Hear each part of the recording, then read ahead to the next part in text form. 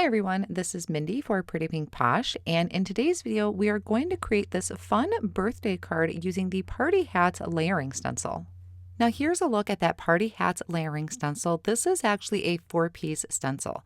So each one of them is labeled down in the bottom right hand corner that tells you the order in which the stencils can go to create the background. I'm going to use my Distress inks today to create a bright, colorful background. So I brought out my magnetic work surface and I'm holding down my stencil over some white cardstock using those magnets on the surface. And I'm going to start with some Twisted Citron Distress ink. I'm using a blending brush to start blending from the top, and I'm going to go about of the third of the way down. So I have one row of party hats and then kind of a half a row. Then I'm going to come in with a Salvaged Patina. Once again, kind of blending over that area, but only about another third of the way down. And this one's going to overlap with the Twisted Citron. Now my final color is going to be Wilted Violet. So this one is at the very bottom, and I can blend that up into that Salvaged Patina. So this is the first layer of the stencil.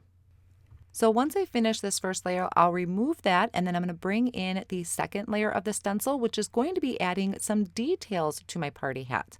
We have some stripes and polka dots, and I'm going to come in with a bit of a darker shade for each of these layers. Now this first one is going to be Mowed Lawn, and I'm going to blend that over that Twisted Citron party hat and kind of down into that blue shade. Then I'm bringing in Mermaid Lagoon, going over that same area like I did before. And then the final color is going to be the Villainous Potion.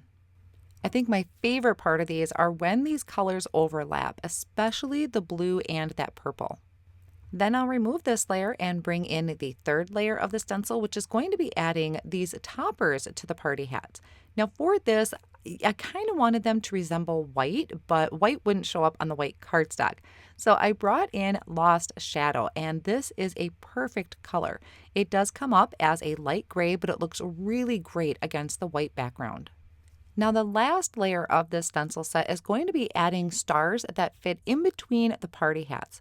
So for this, I thought I would dig out some sparkle, and this is the Gold Glitz Glitter Gel from Gina K Designs and Thermoweb. So I'm scooping some of that out using my palette knife, and I'm going to spread that evenly over those open areas of the stencil. I'll scrape off any of the excess, and I'll be able to put that back in my jar. When I'm done, I like to wipe my work surface down and my palette knife with a baby wipe, and then I take my stencil over to the sink and rinse this off right away with some warm water and soap. I'm going to set this off on the side to dry, and I'm going to add an image to the front of my card. So I loved this set of birthday presents, and this comes off of the Birthday Signs stamp set. So I have some white cardstock here in my Misti tool, and I'm going to ink up the image in an alcohol-friendly ink.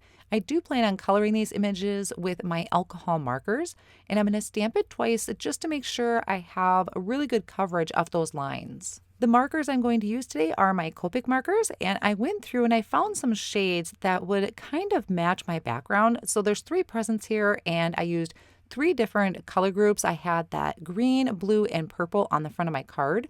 So that's how I'm going to color in my presents. Each of the presents kind of matches the background, and then the ribbons or the bows are going to be just a shade darker to make them stand out just a little bit.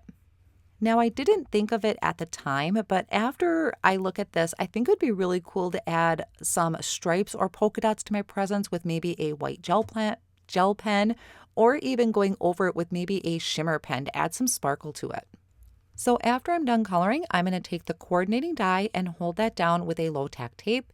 And then I have the Spring Circles die set here, and I really liked this frame. So I'm going to die cut that out of that extra space at the top. I'm going to be using a sentiment off of the Birthday Sentiments stamp set. So I lined that up over that die cut panel, and I used a Misti corner to kind of help straighten that sentiment out. And then I can stamp this down in some black ink. Once again, I'm going to stamp it twice just to make sure I have a really good coverage over all of my letters. When I was die cutting, I die cut this panel twice so I could layer it together to just kind of add some stability behind it, because this cardstock I think is about 100 pounds.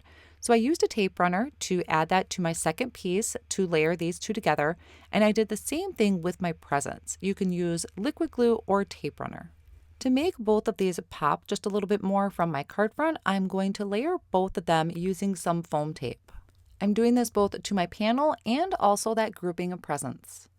Then I can remove the backing of that foam tape, and I'm going to use my tweezers to kind of help line up that panel on the front of my card, and then also remove the backing from that foam tape on the presents and place that down towards the bottom. And that's going to finish off my fun birthday card using these great party hats, and I love that present down at the bottom. I think it just really helps tie the whole thing together. Supplies used will be listed down below in the video description. Thank you so much for stopping by today.